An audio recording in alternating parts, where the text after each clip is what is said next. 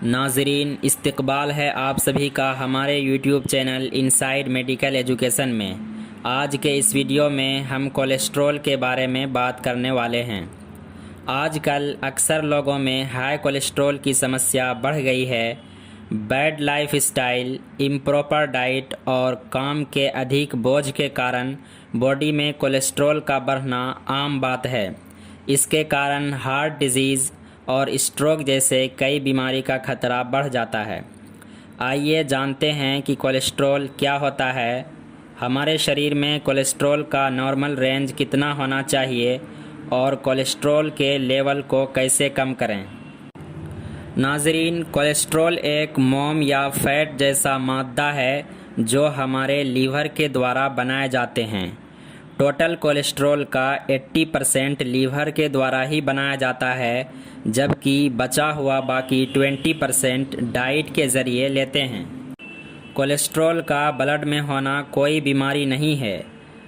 जब इसकी मात्रा ब्लड में नॉर्मल रेंज से अधिक हो जाती है तब यह हार्ट डिजीज़ और स्ट्रोक का कारण बन जाता है।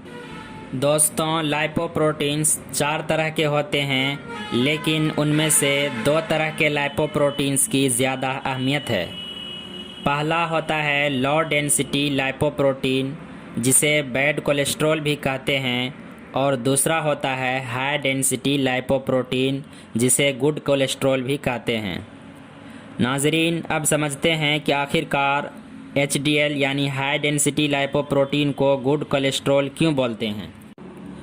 HDL यानी हाई डेंसिटी लाइपोप्रोटीन का नॉर्मल रेंज ब्लड में 45 मिलीग्राम पर डेसीलीटर से अधिक होनी चाहिए। ब्लड में HDL कोलेस्ट्रॉल की ज़्यादा मिकदार अच्छी मानी जाती है, क्योंकि हाई डेंसिटी लाइपोप्रोटीन बॉडी के टिश्यू और ऑर्गेन से कोलेस्ट्रॉल एवं फॉस्फोलिपिड को लीवर तक लाने का काम करता है, ताकि लीवर उसे तोड़कर बाहर निकाल सके, जिसके नतीजे में आर्टरी में कोलेस्ट्रॉल का डिपोजिशन भी नहीं हो पाता है और हमारी आर्टरी ब्लॉक होने से महफूज रहती है, जिसकी वजह से हार्ट अटैक होने का इम्कान बहुत कम हो जाता है। इसके बरखिलाफ़ लो डेंसिटी लाइपोप्रोटीन को बैड कोलेस्ट्रॉल कहते हैं, क्योंकि यह कोलेस्ट्रॉल को लीवर से जिस्म के दूसरे हिस्सों में पहुंचाने का काम करते हैं, जैसे मसल्स, टिश्यू और ऑर्गेन्स तथा हार्ट को पहुंचाने का काम करता है।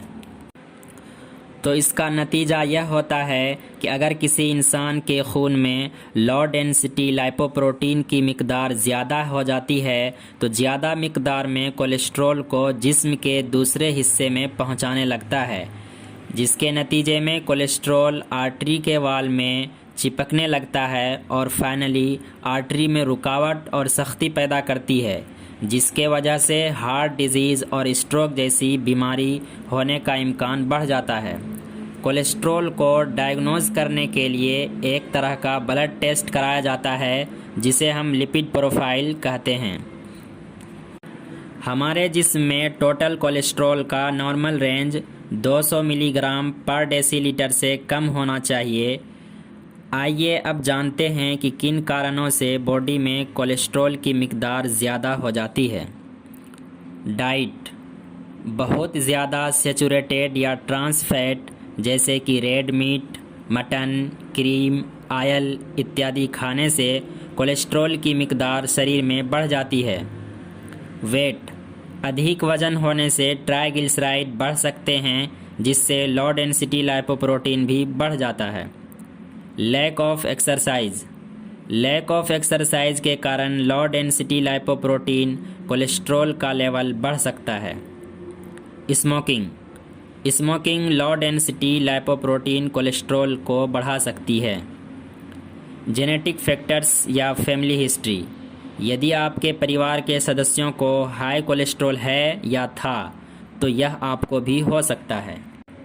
अब हम बात करते हैं कि अगर किसी इंसान के खून में कोलेस्ट्रॉल का मिकदार नॉर्मल रेंज से ज़्यादा हो जाए तो उसे कैसे कम करेंगे। तो इसके लिए प्रतिदिन ग्रीन वेजिटेबल्स और फ्रूट्स जैसे कि सेम, मटर, भिंडी, सेब इत्यादि खाने चाहिए। जितना हो सके प्रतिदिन कम से कम सैचुरेटेड फैट खाया जाए। कम से कम प्रतिदिन 15 मिनट का एक्सरसाइज ज़रूर करना चाहिए। दोस्तों, उम्मीद करता हूँ कि ये वीडियो आपको पसंद आया होगा। तो मिलते हैं फिर एक नए टॉपिक के साथ, तब तक के लिए शुक्रिया।